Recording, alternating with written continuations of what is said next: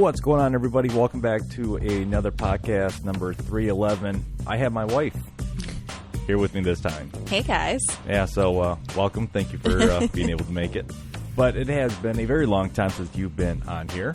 It has been a few years. Yeah, it's been a few years. So probably not going to go through every single game that you've played in those past couple of years. But what have you been up to when it comes to video games, movies, TV? And of course, I know, but tell all the listeners out there. So basically, the Hogwarts Legacy game and Diablo 4. And then really the only shows that I've been watching have been like The Office, Big Bang, and The Last of Us.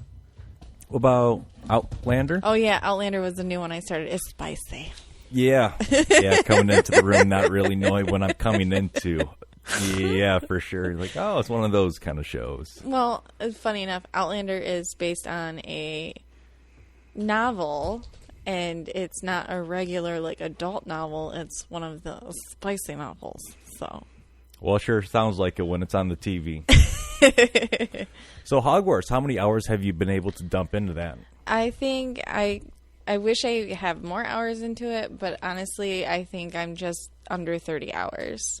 But I'm also running around collecting everything and just really immersing myself into it. But once winter comes around, it will be a whole different story. And who are you playing as? I am playing as a student in Hufflepuff. How's the experience of the game so far? I like it. I don't like flying the broom, obviously, because you had to do that one quest for me because I just couldn't complete it. But other than that, I've had a lot of fun. Ended up in places I wasn't supposed to be yet and got my ass handed to me a couple times. So, but all in all, it's a really good game. I've enjoyed it. I've definitely enjoyed the story behind it and the game mechanics.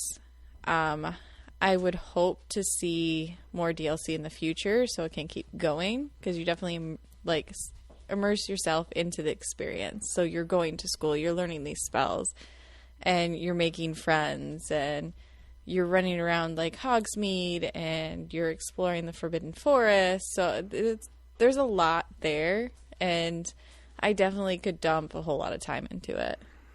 30 hours is a decent chunk of time, but for that kind of open world, open sandbox game, it's one of those games you could dump a couple hundred hours into. Yeah, I feel like 30 hours, I haven't even scratched the surface yet.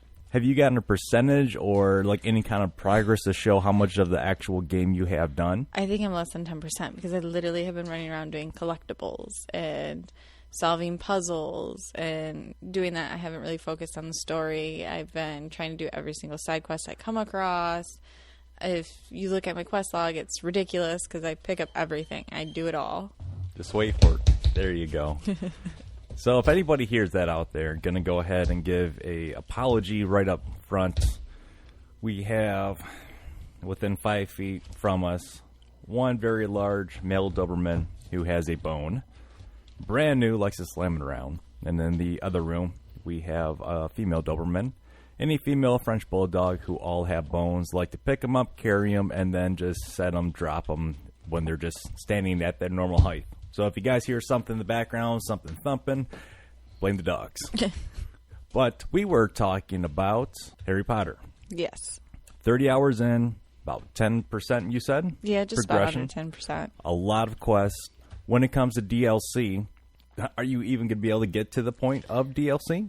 I think when it becomes, winter and cold outside, when I more retreat into the house and spend a little more time indoors, I'll be able to get into it a little bit more. What do you want to see in the DLC? Different locations? I would like to, well, kind of, but more story, more character development building. Definitely, they have main characters in the game. They have main characters in the game, and it would be nice to get more of their stories rather than just befriending them and doing quests alongside them for some of the stories. Now, another game that you had been dumping a lot of time into, you said, was Diablo 4. Yes, I didn't dump too much time into Diablo 4. I'm not going to lie about that. I didn't have the highest hopes for it. I'm not a huge Diablo fan when it comes to playing it on console because it is a different feeling than playing it on the PC. They did a decent job. It just seemed very redundant, and just having to search for like where you're at on the map in the village. I don't know. I don't like the way that it's set up. It is supposed to improve. We're supposed to begin another major update, the first big update. Kind of scary to even know on how many gigabytes that is going to be. If it's going to be like another 60 or 80 gigabytes. I don't know if you experience a lot, but when I've been playing it, in which I enjoy it, by the way. However, a lot of times I would be kicked out, and I would probably spend 20 minutes trying to get back in. And that was the first couple weeks of the game being out. I'm not too far in at all, maybe a couple percent. But like you, when it comes to the Harry Potter, for me on Diablo, I'm doing all the side quests. I'm doing every kind of mission. I'm running through the dungeons. I have not seen anything with the Season 1 pass yet, but by the end of the Season 1 pass being over, that's when the update is supposed to come out, so hopefully it does come out soon. Did you have any connectivity issues when you played? I did not. Any lagging on the screen, dropping of frames? Nope, so I didn't drop frames, I didn't lag, but I think it comes down to the time that you play, and I think when I was playing, it wasn't like a prime time for people to be on it. I was playing at like 2 in the morning. I didn't think it was a prime time either. However, it was pretty close of the game just coming out, and there was a couple down times, and one of the times, I don't know how long the streamer got into gameplay, but there is a game mode that you play on which is hardcore. And as soon as you die, you lose everything. There's no saves, no nothing. So this guy was probably over 100 hours in, maybe even close to beating it. And again, I don't have all the details, but however, when he was live streaming, he ended up hitting one of those hiccup points of him getting disconnected. And since he got disconnected, he ended up losing his entire character, all of his progress, everything, because this did happen. I couldn't imagine how that feels, so I'm playing on the very beginner difficulty. I would definitely rage quite a bit. I would probably quit the game. Yeah, I wouldn't have attempted, with the issues being known that they're having right now, that they're working on fixing, doing the hardcore mode, because like that, having that one hiccup, that one oops, it just will mess you all up. Have you ever done a game like that on hardcore, hardest difficulty, just go and beat everything on it?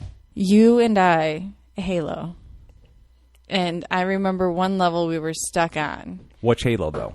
Oh, shit. I think it was, it had to have been Halo 3. Because we started doing the Master Chief Collection. We started playing through the games all the way through. We started doing it was the first one, because we started doing each level as we progressed, because we were trying to 100% it, because we were being crazy. But I remember one of the levels we went to go walk through, it's like a pass. Walking through the pass, and then we were getting shot at, and either I would get hit or you would get hit, and then we failed. But yeah, and then the Call of Duty, the one-hit wonder thing that I played with you and your friends, and I got really irritated. Oh, you're talking about the multiplayer hardcore game mode, to where if you do get hit once, you're pretty much done for. Or it takes a lot less hits for somebody to kill you. Yeah. No, I kept dying, like, instantly. So I don't even attempt that because I get too ragey. You don't even play Call of Duty? No, because I'm cannon fodder. Like, I can't make it past my spawn point to even, like, make it worth my time.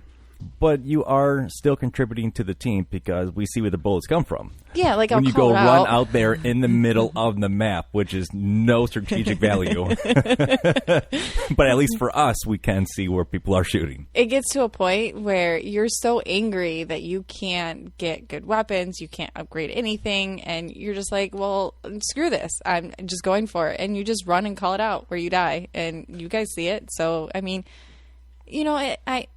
I become an asset in a way, but it makes me hate the game that much.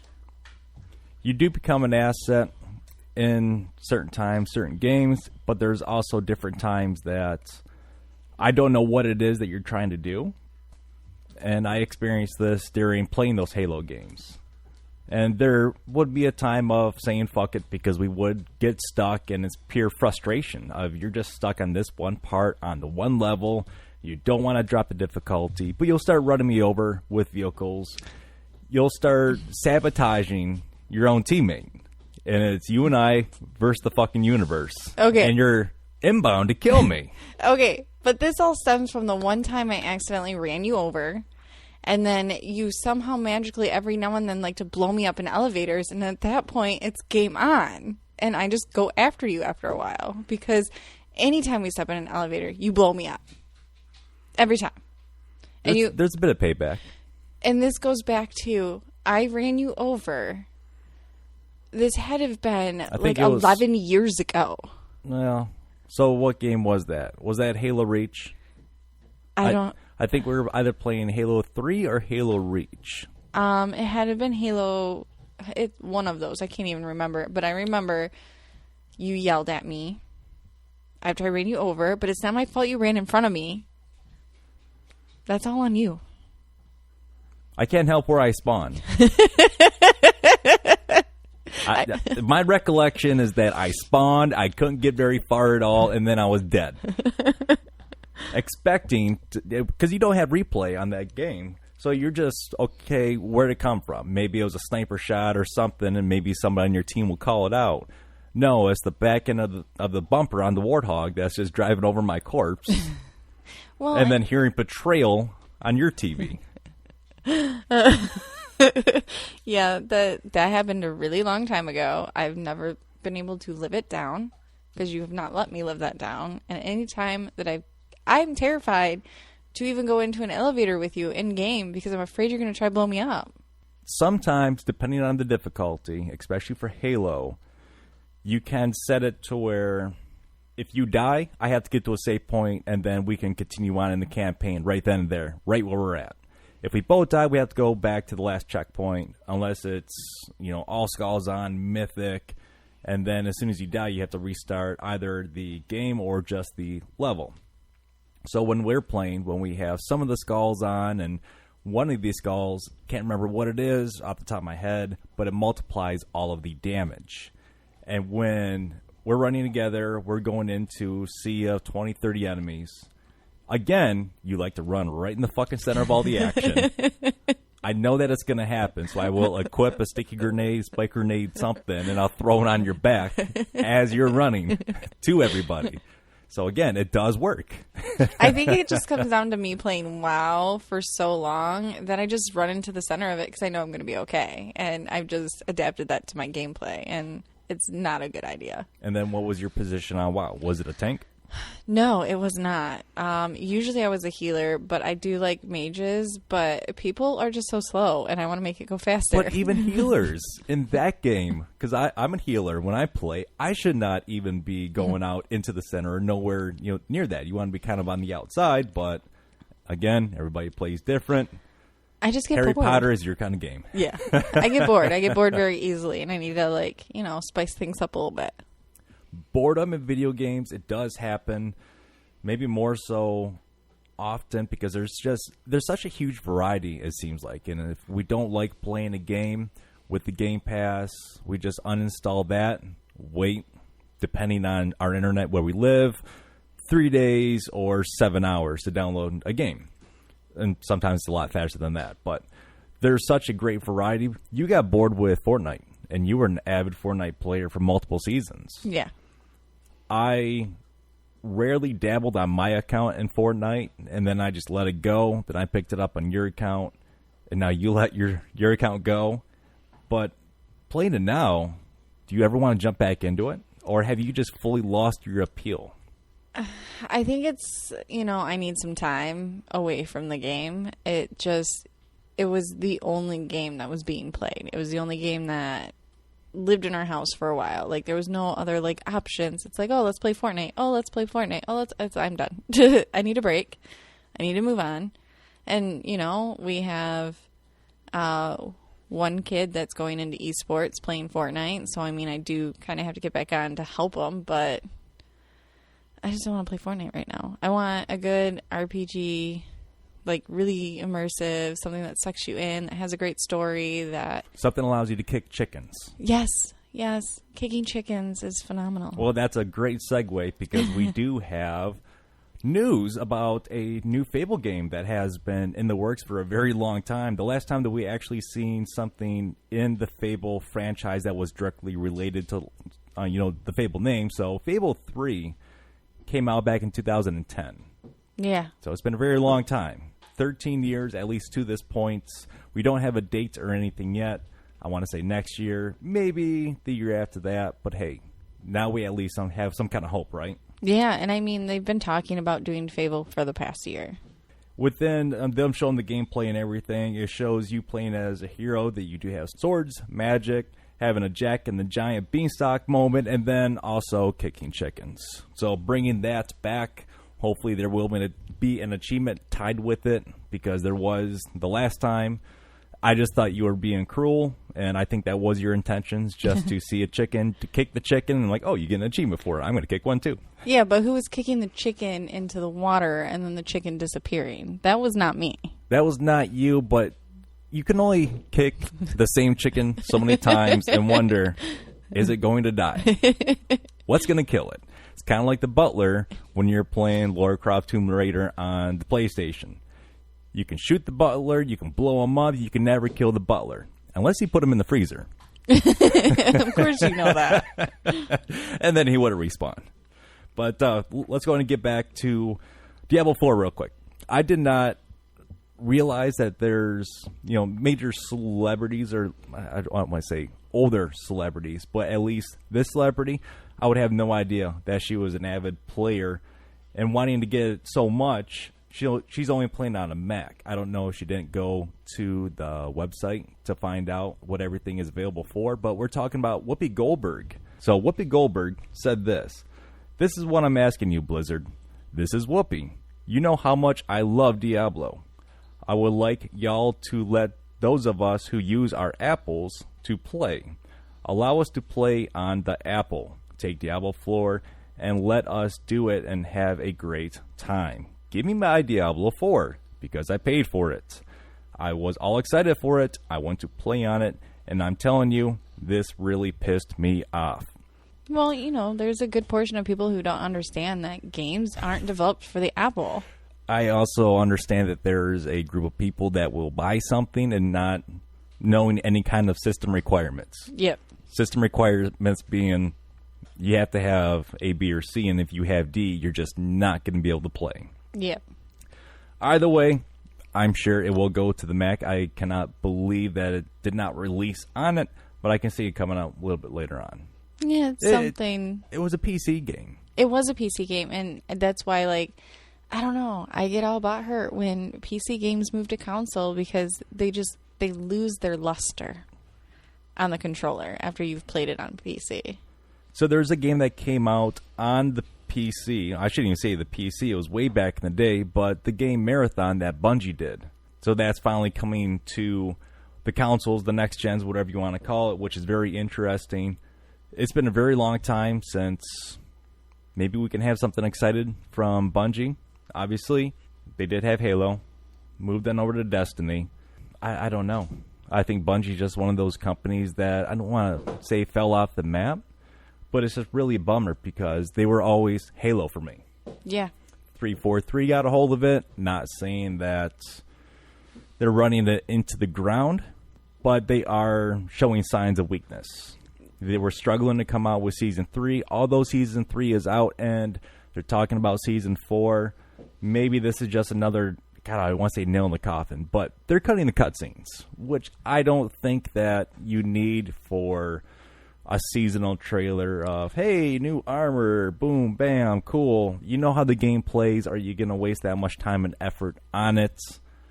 Even for someone like Call of Duty to do it, I don't think we need a game trailer for a season. Fortnite even does it too. I mean, I'm sure everybody does it, right? But see, Fortnite has a story that goes with their trailer. Because if you ever really watch it, there's a story that follows along. So there is a story being portrayed. This is Halo. I understand has that. A story. But Halo's stories have gone downhill and have not been satisfying. And I think that the Game Pass and, like, you know, trying to bring people back by, look at this, you know, check this out. They're trying to reel people in to get the pass, because they're, you know, not many people sit there and talk about the campaign anymore.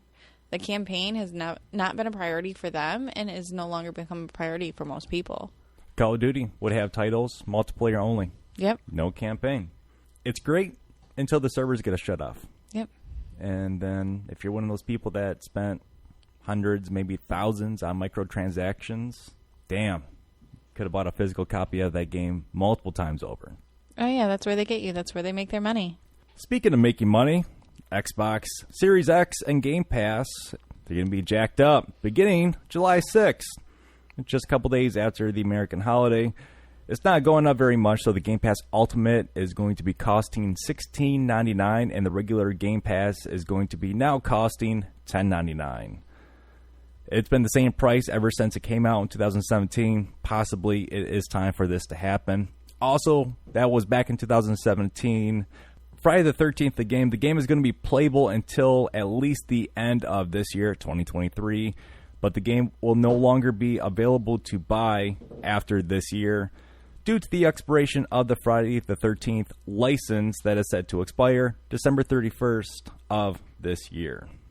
Well, not only is the Game Pass prices going up, but, you know, Xbox is increasing their game prices from $60 to $70, starting with May's Redfall. They're jumping on that bandwagon. Yeah, so, you know, not only is that going up, but everything's going up all the way around. And as we've seen through the years, games have gone from like 20, 30, 40, 50, 60. They increase by $10 every time. I still remember my parents bitching about buying a Super Nintendo game, and they were not cheap. The graphics were much shitty, but it was also new technology at the time. It was a really cool thing. It was something that you really never seen before. Maybe you knew somebody that had one, but we didn't have this online internet, YouTube. Maybe you can see a commercial or an ad for it to show how it was. Maybe you were lucky to have that local Walmart or store that you can go into and try something out. Hell, I remember when N64 was out and GoldenEye finally hit the shelves. Going to the local Walmart to having to stand in line for like a half an hour. Parents just leaving my ass. Okay, we'll come back and we'll get you. And I'm just... maybe 1 or 2 times I'll be able to play it. You might get 5 or 10 minutes. If you were a bigger kid, if you were older, you got a chance to play longer because people were not going to pick on you. If you were small and scrawny, you were going to get bullied, so you had less time. That's how things were. And I don't know if there's much pull for a game that's going to get me to go out and buy that physical release or just want to have it so bad. Yes, we do have the digital copy of Diablo 4. I would still like to get a physical copy of it. I like having physical copies of games.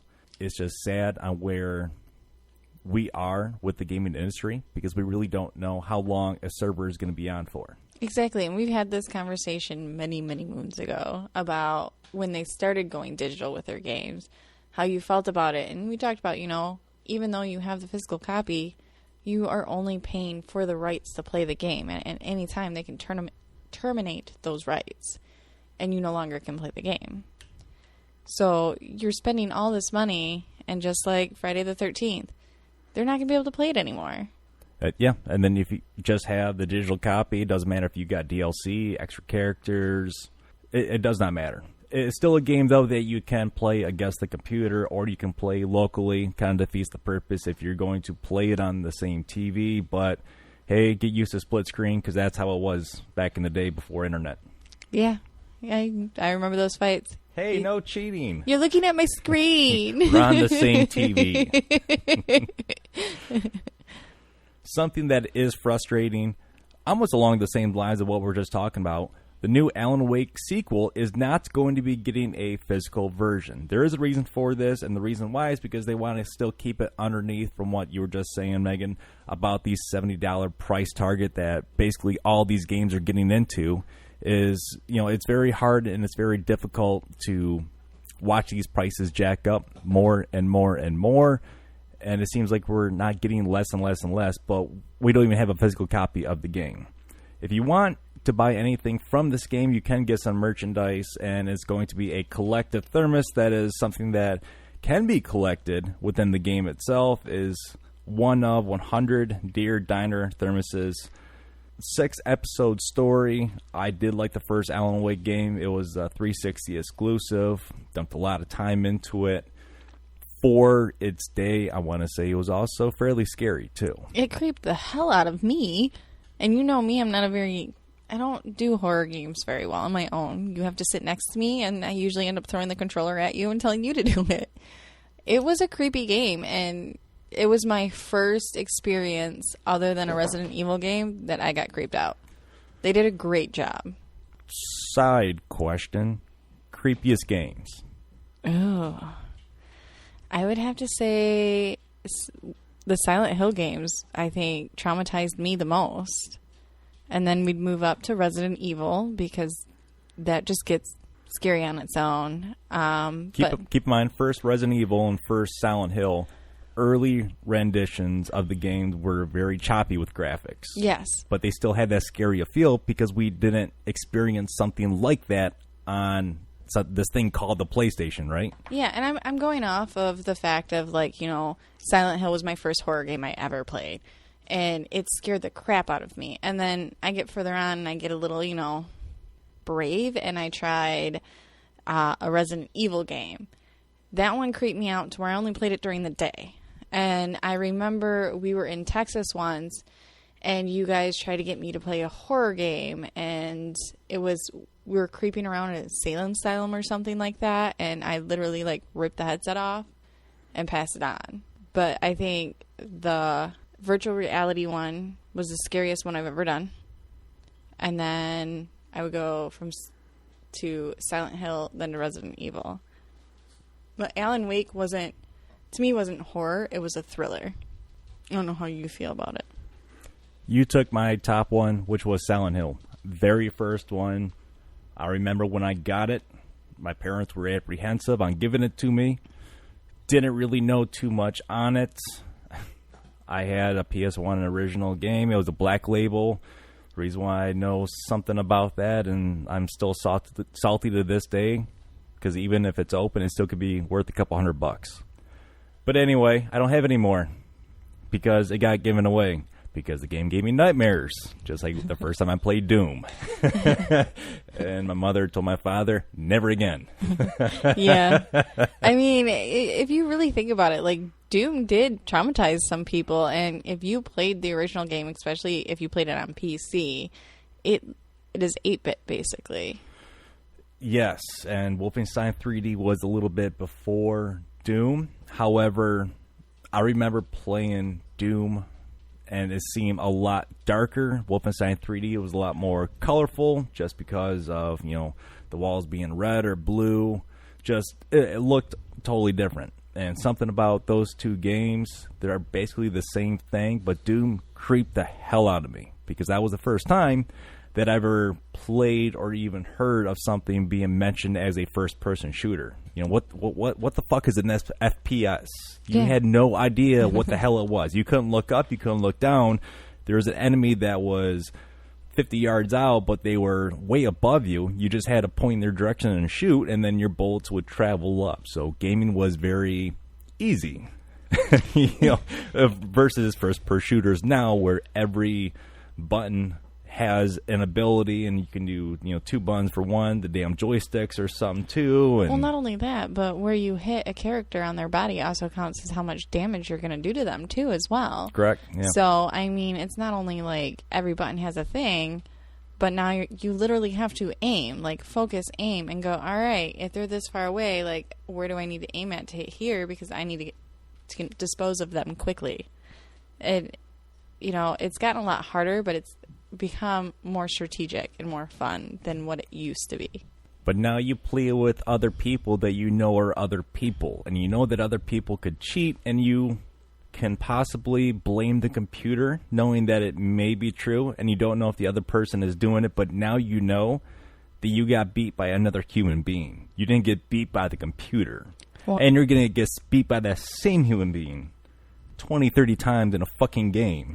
And then you're going to wait for that quick moment in an open lobby where you're just going to curse that person out.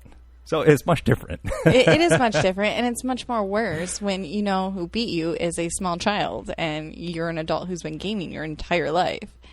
That's what sucks the most. Yeah, and it's 3 in the morning on a Wednesday. Yeah. And that person is still up at the age of 11 or 12, should not be playing it, should not be spitting the profanity that they are at another human being. But either way, there's kids out there nowadays. I do play Fortnite probably quite a bit. The most game that I play right now, besides Diablo 4, and within a week, we won't even say 2 weeks into a brand new season, we're talking a person being level 200 or 300. Yeah. For me to get to level 100, it almost takes the entire duration of the season, which typically is a couple weeks. What you said, I do agree with you. You can find yourself playing one game, and one game only. But there's such a big variety out there to play. You don't want to spend, or at least I don't want to spend, another 80 hours grinding just to get a cosmetic skin. And, I mean, you're going to win the game once. It feels like you're going to beat the game every single time because there's really not much different. It's still a fun game to play.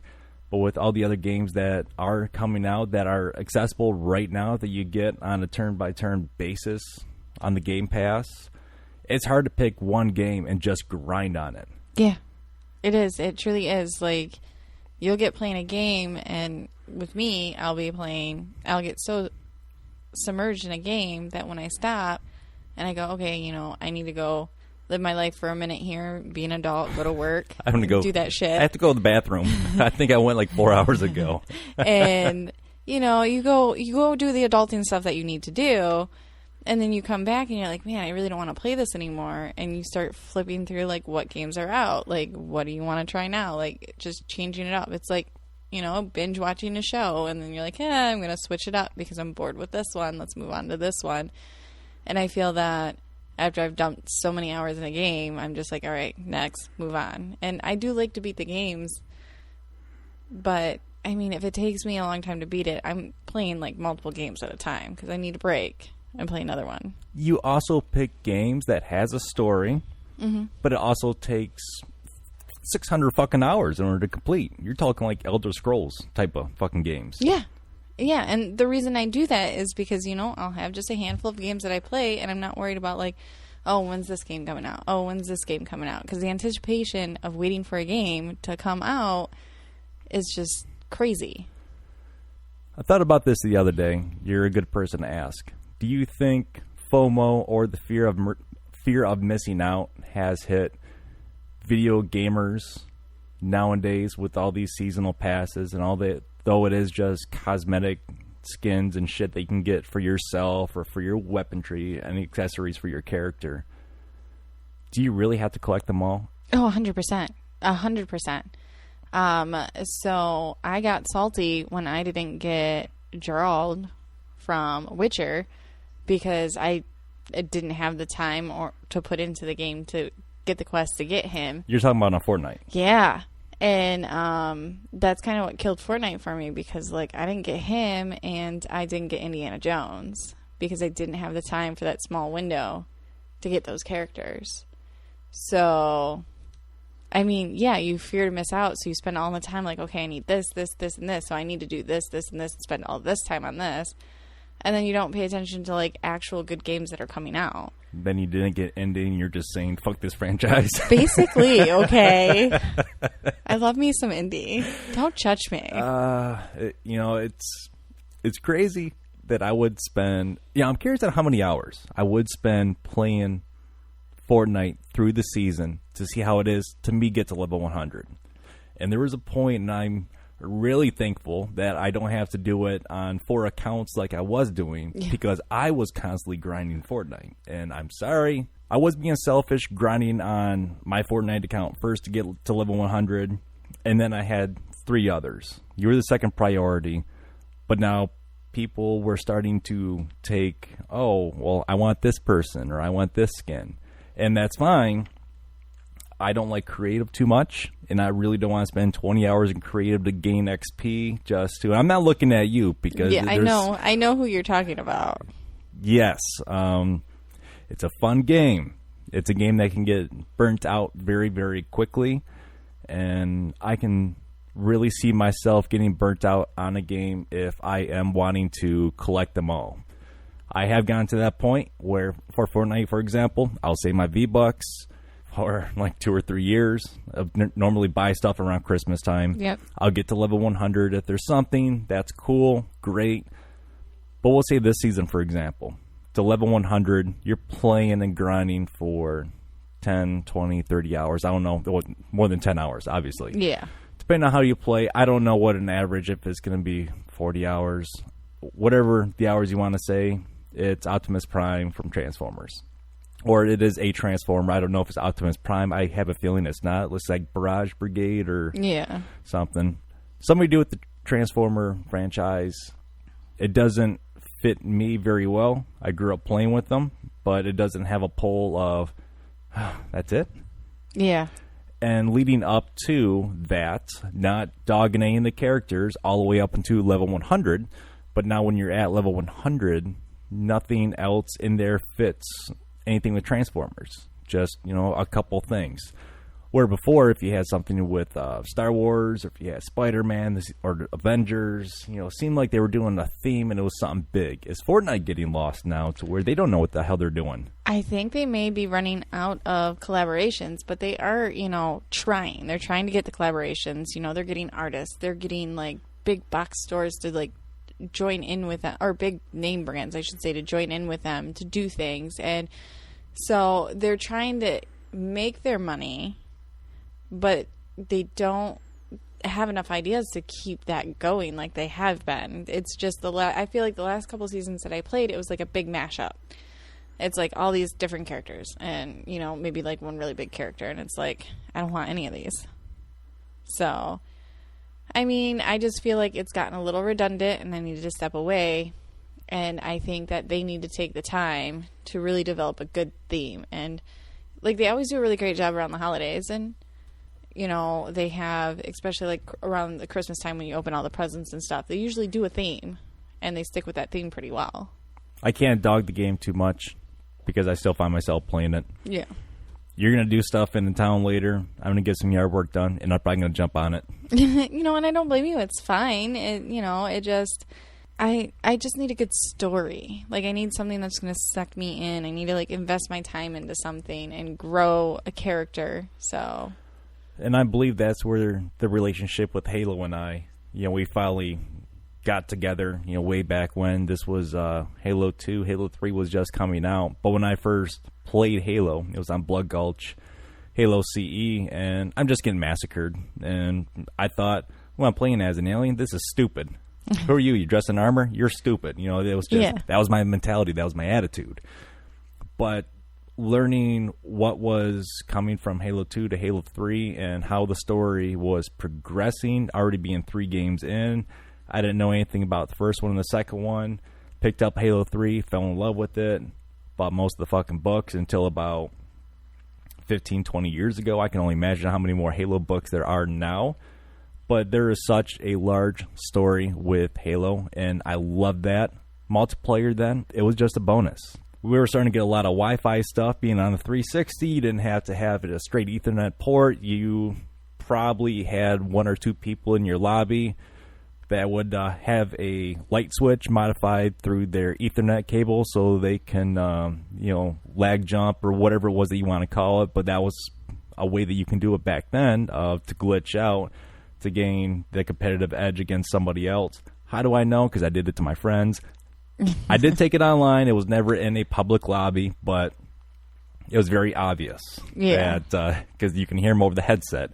And they're very cheap headsets back then, too. Yes, they were. You know, sound like you're talking through a tin can. Now, we got some really nice headsets. Got some Astros that you got me. You got your Star Wars collectible, which don't break that one because that replacement was very hard to find. I still don't know how those other ones broke, but I remember grabbing them down to put them on my head, and just the one like earpiece just fell off, and I just like was hysterical. Literally hanging on by a thread. It was hanging on by the one wire. Yeah, the one wire was left with it. Yes, but out of the limited edition collection number, whatever it is, we have 2 of them. Yes, we do have 2, and only one works. I do want to glue up that other one and just set it somewhere because they are nice. Yeah, they are extremely nice, and you can change out the plates on the side, so a variety. We can have 2 sets. Yeah, do you have the Rebel ones on? Yeah, I have the Rebel ones on. Yeah, and then Stormtrooper is the other ones that you can put on, correct? For games that have a lot of replay value, one of those games for you, I believe any Assassin's Creed title. Well, I know Ezio was your boy, but no, Altair. Altair. You even say it with a sexy voice too. So he definitely was yours. He was my first. I would have to say the only Assassin's Creed game you will never see me play is Unity, because I absolutely hate that game. Why? Because that's when they started changing the game mechanics, but they changed them all. So it was like a sudden like shift from this is how you were playing to all of a sudden, oh my god, like there's new ways they're doing it, like a talent tree, and you have to complete these quests in order to move up. And I don't like chasing people down. Like I'll skip those ones that irritate me.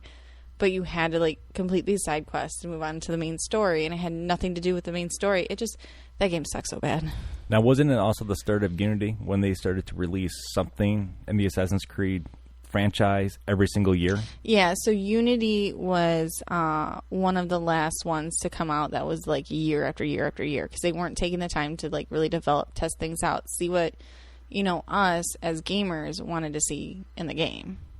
For the new Assassin's Creed game, Mirage, that's going to be coming out, the map is being downsized. Some people are saying, obviously, that they don't want to see it being downsized. But a Ubisoft employee has explained that this Assassin's Creed will not be just revisiting its stealth origins, but it will also be returning to the series of roots in terms of the map size. So having a smaller area, maybe more stuff to do, get less lost.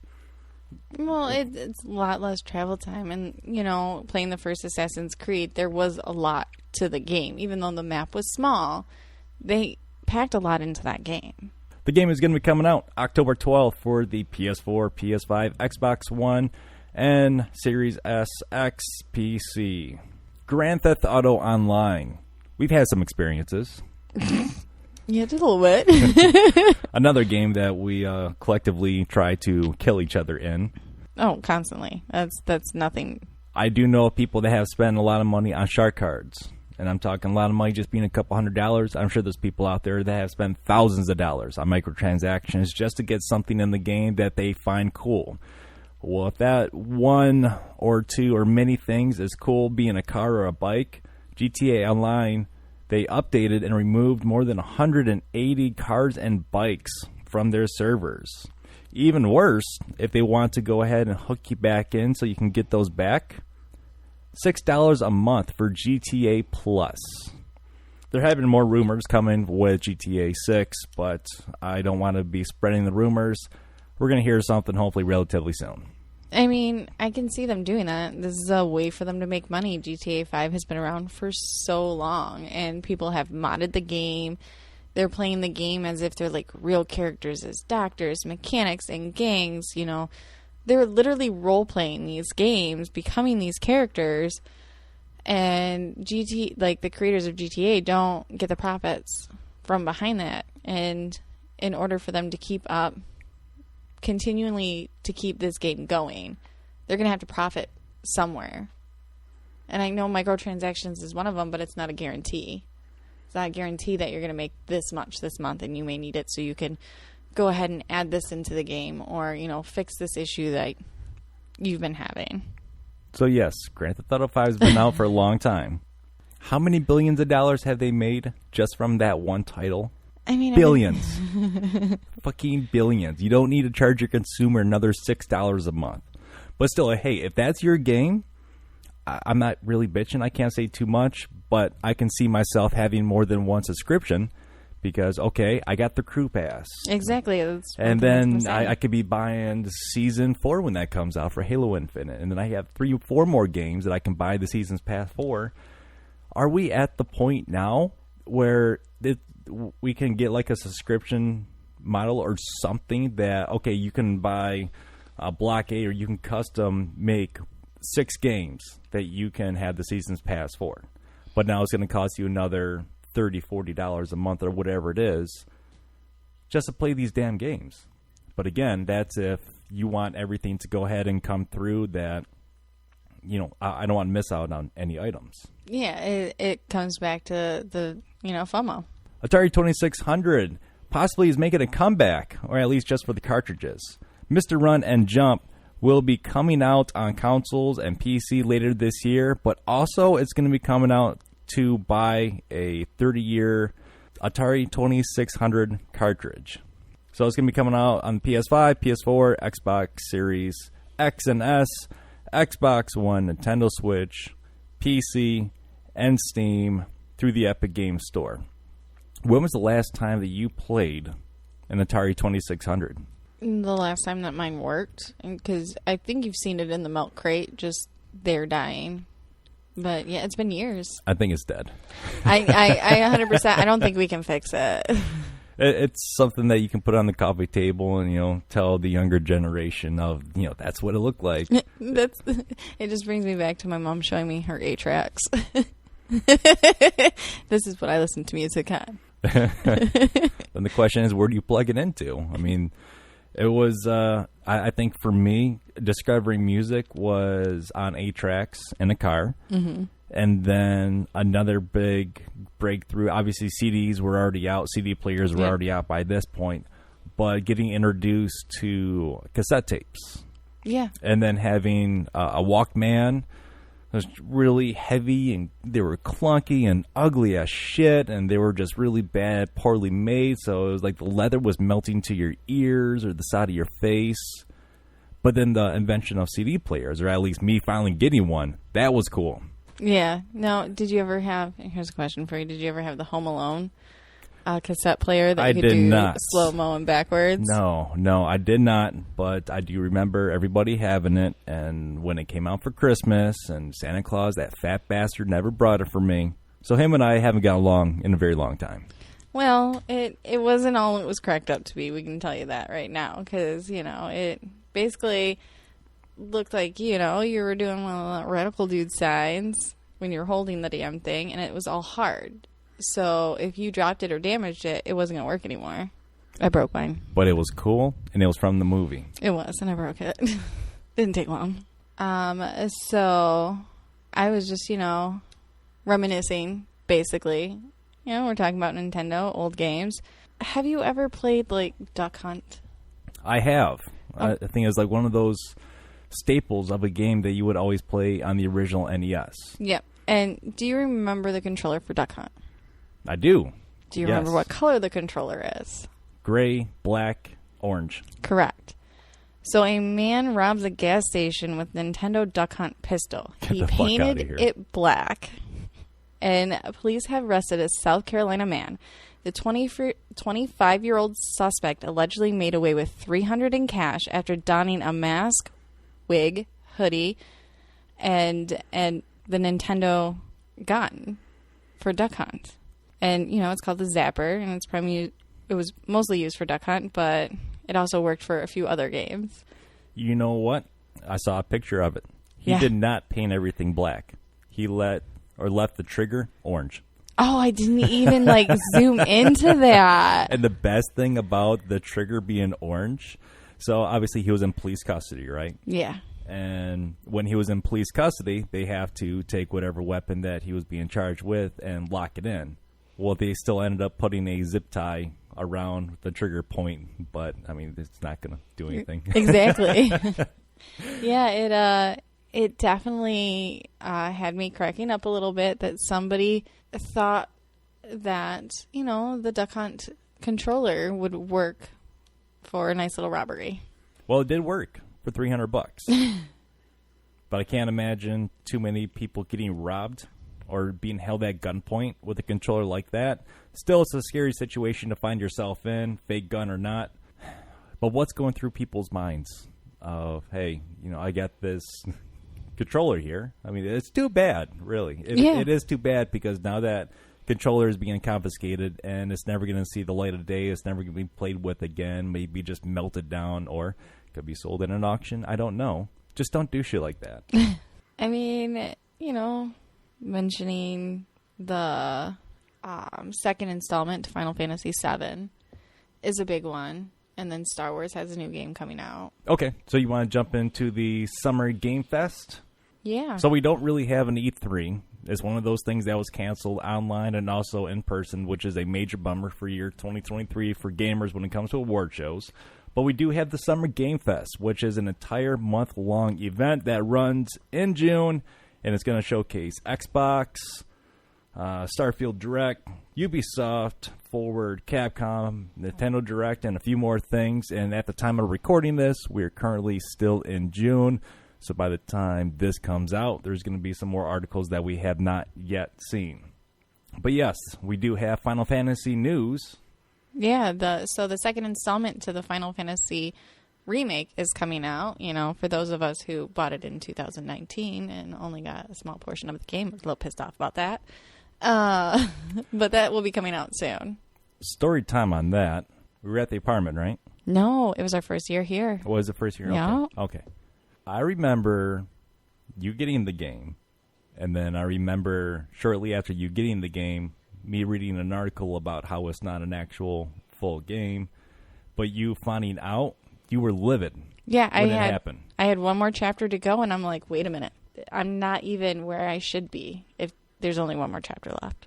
You did not throw down your controller, but you can tell that you were in a mood. Yeah, I didn't even finish that final chapter because I was so irritated, because they did such a beautiful job redoing this game. They got great actors for the voices. They really spent their time developing the characters.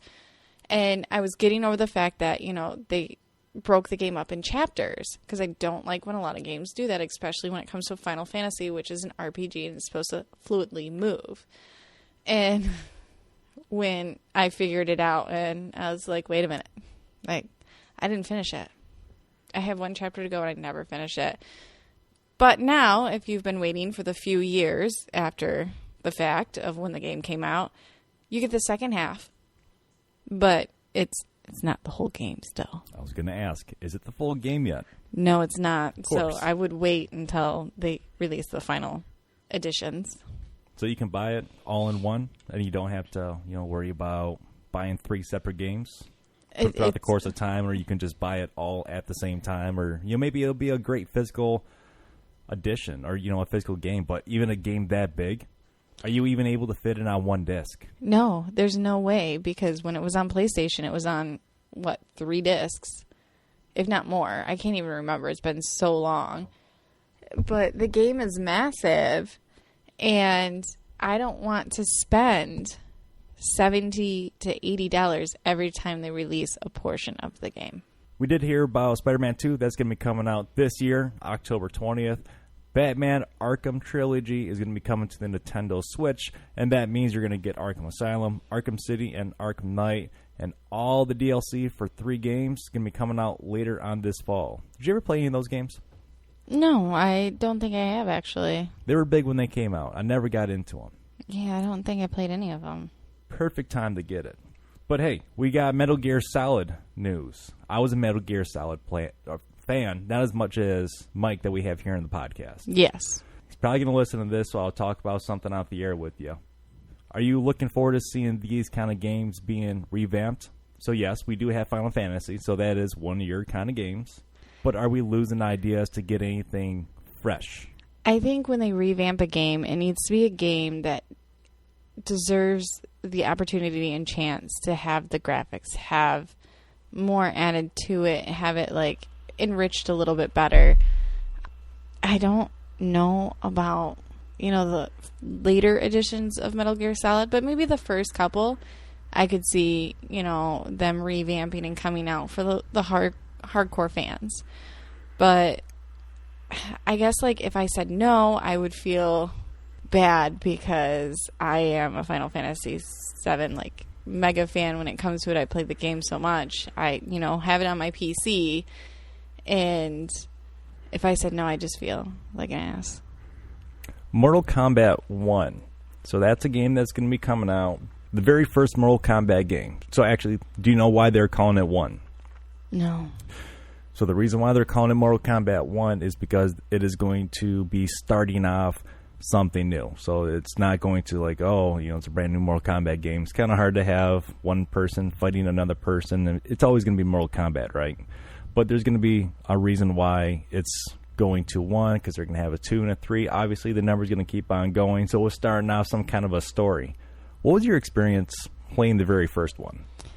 I mean, it was fine. I played it with my cousins because they had the Mortal Kombat game, but I was more a Soul Calibur girl. That I was not as much into as Mortal Kombat.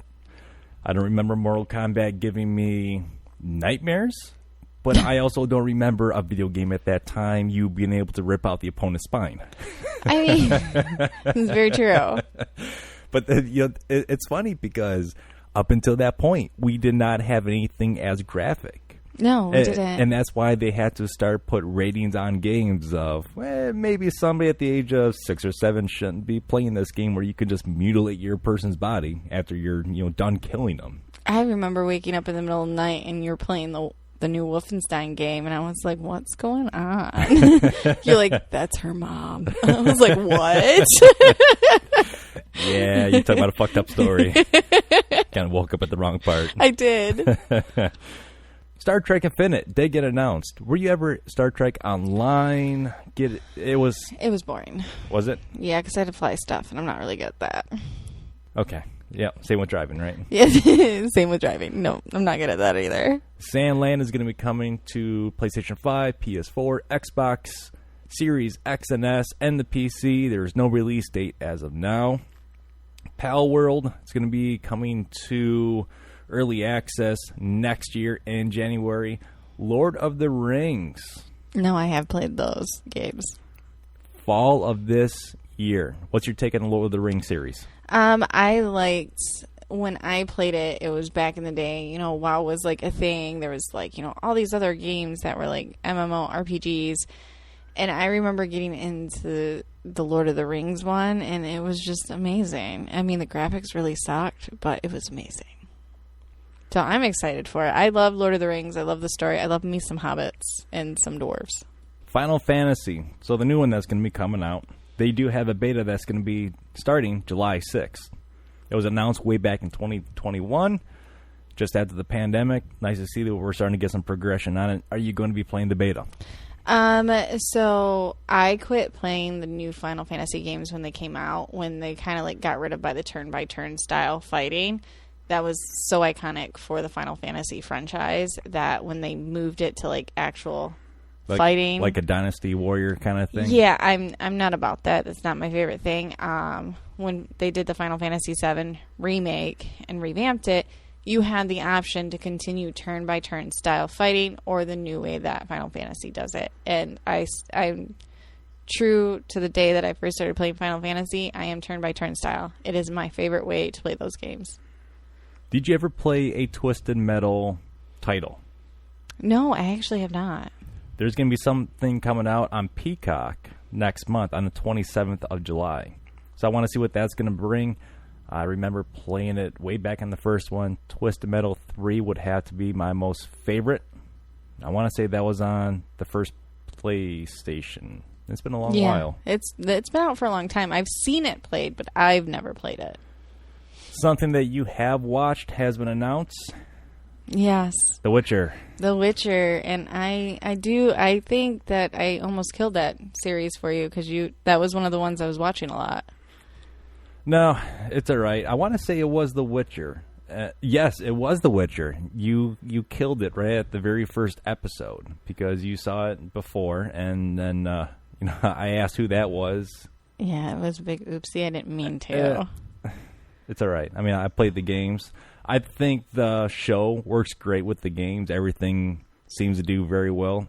Superman looks phenomenal. He seems to play the character very well, but I also heard that that's going to be his last time playing. Yep, I believe it comes all down to he is very true to the games. He loves these games. He's played these games. And, I mean, it's not like I killed, like, the big reveal. If you have any knowledge of The Witcher, like, you kind of had a general idea of what was going on. Yeah, you're going to know what's going to happen. So, you know, me not thinking that one through, I do apologize for that.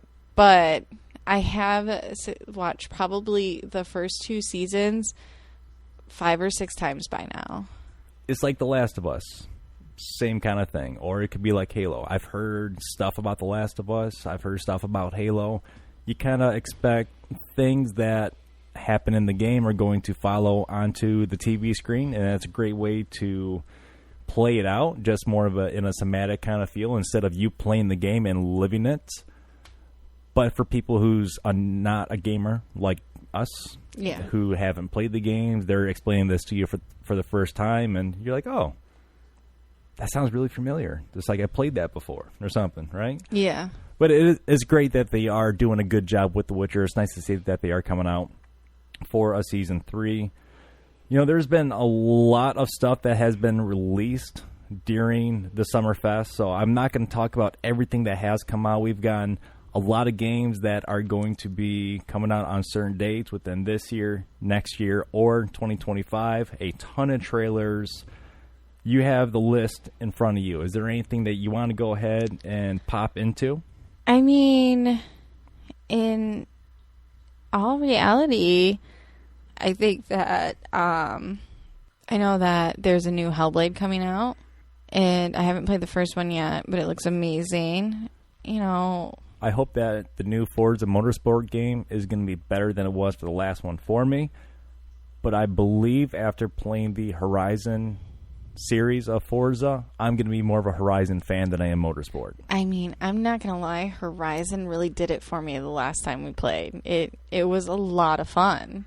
I want to get back into playing that again, too. I wouldn't mind. I honestly wouldn't mind. I had a lot of fun racing. I loved the times that I got to beat you. You know, it wasn't very often, but at least, like, when I got to beat you, I was able to, like, rub it in your face for a second before you kicked my ass in the next race.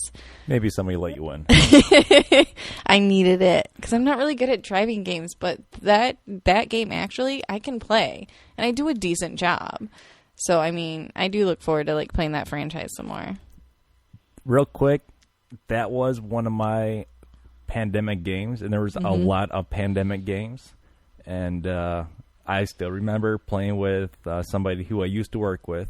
And he played this game and grinded on this game for a long time since it came out. And there was just something about the feel that I had with that game that brought me back to the early 2000s. There was a game for the PC called Motor City Online. And there's another guy that I work with, or had worked with, he no longer works there. It's crazy. I found out he was a gamer, he was a PC gamer, and I mentioned, you know, back in the day, screwed The Sims and all that. The Sims Online kicked out this game, Motor City Online, that EA had out. He said, holy crap, you played that. And it was just like a very small world, so it was also very cool and nostalgic to have somebody have those kind of feelings with you. Yeah. So the game Forza Horizon 4 came very close to that game, closest that any game has come to that game in a very long time. So, back to the story. I spent a lot of time drag racing on that game. And I spent a crap ton of time tuning the car, and I had an old coupe that looks just like mine, yes, had the flames, fast as hell, only goes one way. And my buddy comes online, he brings out his fastest car or whatever, or something that he thinks is going to have somewhat of a close race against mine. And we're taking off at the airport, or the airstrip, where he did the drag racing. And I'm throttling back. I'm keeping a little bit of distance on him. And 2 or 3 races later, he finally got fed up, and he was done with it. He quit. He put down his controller. He told me at work when I saw him again, it's fucking bullshit. I don't know how much you play, but I dumped real money into that game and blah, blah, blah. So, yes. Sorry about the side tangent. That was a game that I played for a very long time. So I'm looking forward, and I hope that we do get something out of Motorsport. A big game that I am wanting to see, Payday 3. Have you ever played any of the Payday games? No, that was not my cup of tea. I got into a lot of Payday 2, and I'm really surprised that people want to see Payday 3 so bad, and especially so bad possibly into a movie, unless you build some kind of good character development. And I don't think that Payday 2 had a lot of it. Mm-mm. So I'm curious on also if Payday 3 is going to have something that could spawn into a movie. I still like the game. I never played the first one, but the second one, I fell in love with it. Again, ton of hours into it. I just don't know how it's going to go if they do want to put it up on the big screen. Either way, that's coming to the Game Pass, Xbox Series X and S, September 21st. Sea of Thieves. I would love to start playing that game with you, but at the same time, I'm also like, fuck that game. There was a small stint where I would play with a couple other people, and it would typically go all in the same fashion or form. We would collect for hours, or we would just be doing good, having fun, no issues, maybe see an enemy ship, and then we just go into another way. We'd never see them again. But you have to return to an island at some point to turn everything in. That is correct. And that is where everybody hangs out. Yeah, they just wait. They wait for you to get there, and then they take all your shit. And it's like, crap. You know, we spent hours. And I mean, we were navigating monsters, and we worked so well as a team, like our little crew that we had going. But that day that they just destroyed and took everything from us, and I couldn't do it again. I was so mad. Don't get me wrong. We have won battles when we can see them coming. Correct. But I mean, you're into the game. It's very cool. You all right? Dwight farted, and it smells really bad on the side of the house. You smell it now? He's got a taste of it. Yeah. As long as there's nothing on the floor. No, he was laying right next to me, and I didn't even hear this one, and I just like, whew. All right, well, that took my train of thought there. So, yeah, Sea of Thieves, great game, love it. I think I'm more mad at myself just for enjoying the game, being up there. What do they call that? The crow's nest at the very top? Yes. Yes, I love being up there, hanging out, looking around, but I don't do a good enough job of knowing when a ship or something is near, but people don't even use ships. I've seen people swim from an island that you might get close to, and all of a sudden they're on your ship, they planted dynamite or whatever it is, and you're starting to sink. You got no idea what's going on. Yeah. And then 2 or 3 people show up, or another ship shows up. And yeah, it's incredible what people do. It is. Like that fart from the dog. Oh my God, it was so bad. It's incredible. PlayStation, they did announce a dedicated streaming service. They're going to be, it's a codename called Project Q for right now. You're going to be allowed access for remote play over the Wi-Fi. It's going to have an 8-inch HD screen. All the buttons and everything's going to be like a DualSense controller. It's also, PS5 has announced that they do have their own earbuds. So it kind of does sound like a Game Gear.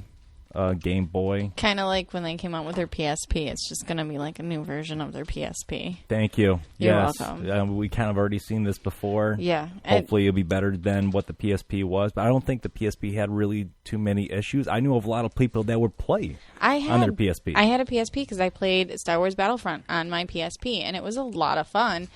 But the only downfall is they didn't dedicate the time and resources to make the PSP better, to come out with even more games for the PSP. It just kind of like, it's not Game Boy. Like, Game Boy has it in the pocket. We both had Dreamcasts. Or, wait, what is it? I did not have a Dreamcast. The Sega one. The Sega Game Gear. Yeah, the Sega Game Gear. We both had one of those. Yes, I still have mine. Yes, and I sold mine. But I've showed it to your boys, and they're like, what the hell is this? Correct.